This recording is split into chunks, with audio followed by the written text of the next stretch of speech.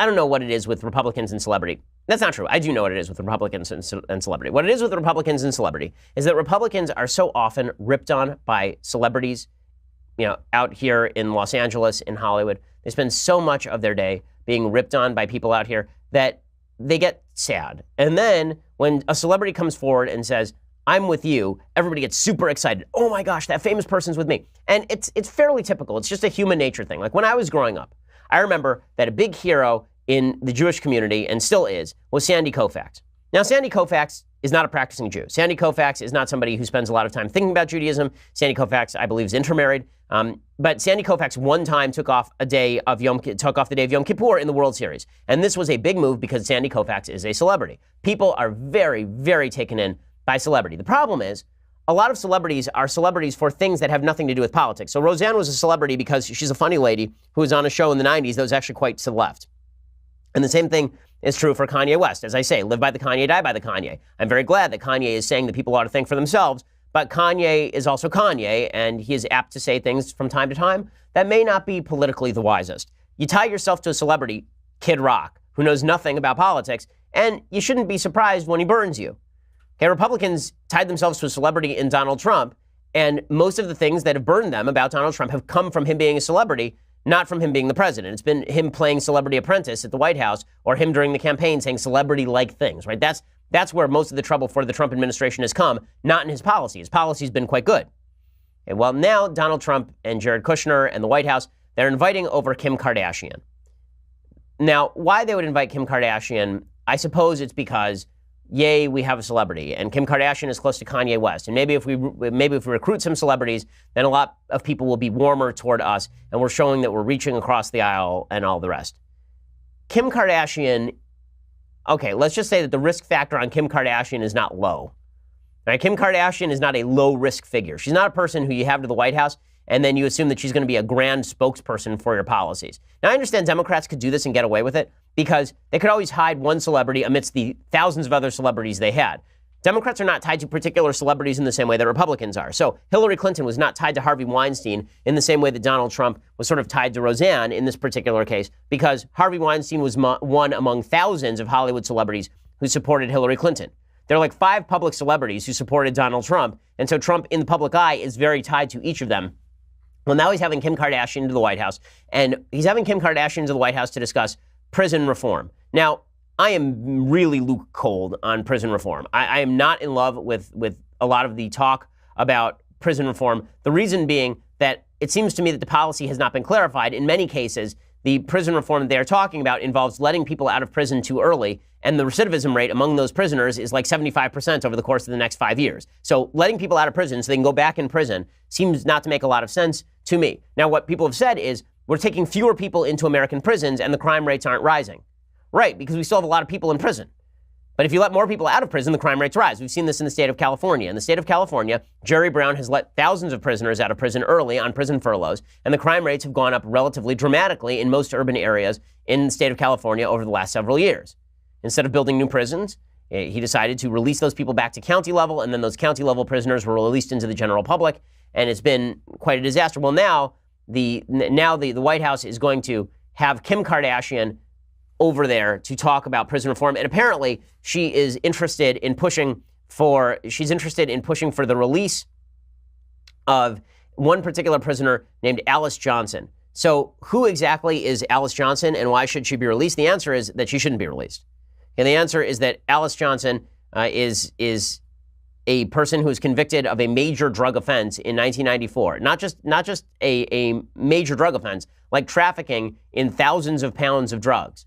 And she's being treated as though she's a wronged innocent. If you look at the left-wing press today, a lot of it is all about how Alice Johnson is a wronged innocent who ought to be released from prison because now she's older and she's wiser and she's a sweet, nice old lady and we ought to let her out. Well, I mean, she was sentenced for a reason. She was given life in prison.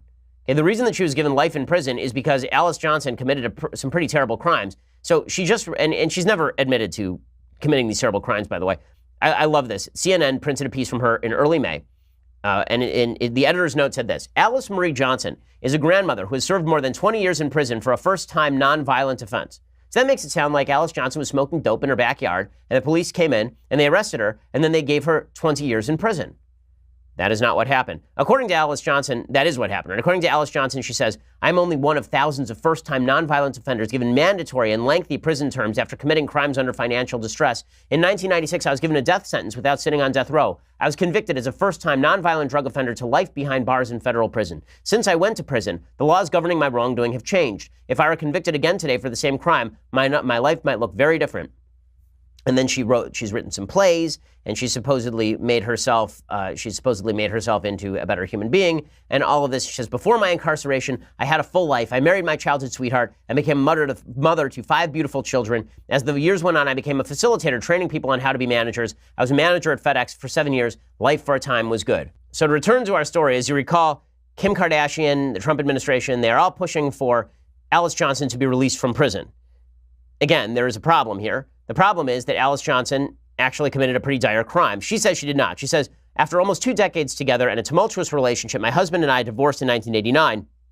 It was during this time my life began to spiral out of control. I lost my job, and then my youngest son was tragically killed in a motorcycle accident. No mother should have to bury her child. This weight was unbelievable, and it was a burden I couldn't sustain. I made some very poor decisions out of desperation. I want this part to be clear. I acknowledge that I have done wrong. I made the biggest mistake of my life to make ends meet and got involved with people selling drugs. This is a road I never dreamed of venturing down. I became what is known as a telephone mule, passing messages between distributors and sellers. I participated in a drug conspiracy, and I was wrong. Okay, so that makes it sound like she made some phone calls, right? If you just read that story, she made a few phone calls. If you read the left-wing press, then that's all that she did. Here is the actual AP story from when Alice Johnson was sentenced.